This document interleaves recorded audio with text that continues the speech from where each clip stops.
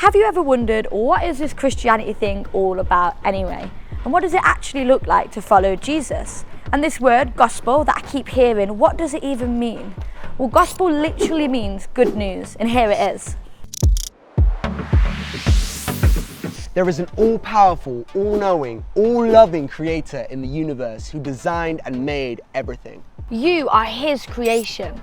You're not an accident, you're not a mistake, but actually you are the result of an intentional design. You're meant to be here, and you have a God-given purpose and meaning for your life. See, God's creation, it was perfect, but we wanted more, so we rejected God and his perfect plan that he had for us. And the Bible, it calls this sin. Sin ultimately leads to death and destruction. We see this in the world through things like greed, war, self-harm and suicide. The world is so broken, and deep down, so are we. But wait, there's more. See, God set and planned a rescue mission, the greatest rescue mission ever.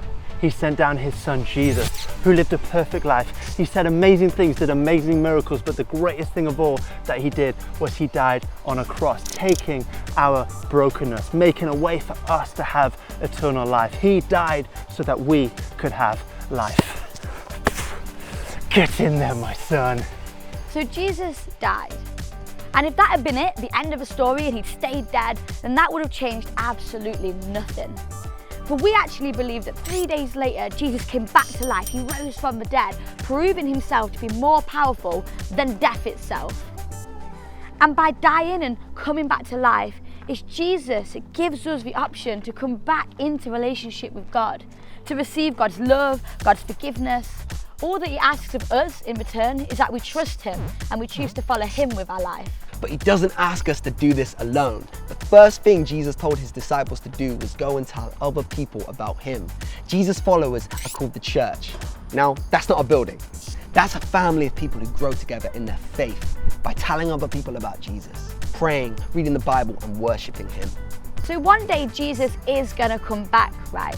And he's gonna make everything new. That means no pain, no suffering. But until that point, the church exists here today to encourage people in their faith and to tell as many people as possible about this relationship that they too can have with God.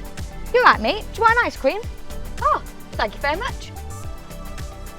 So if you want to put your faith and your trust in Jesus and have a relationship with God, why don't you repeat this prayer?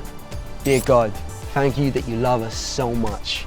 We're sorry that we've rejected you and your plan for our lives. Thank you that you died for us to take the punishment of our sin and our mistakes. Thank you that you rose again. Please come into our lives and help us by the power of your Holy Spirit to live for you. In Jesus' name, amen. So there it is, the gospel, good news.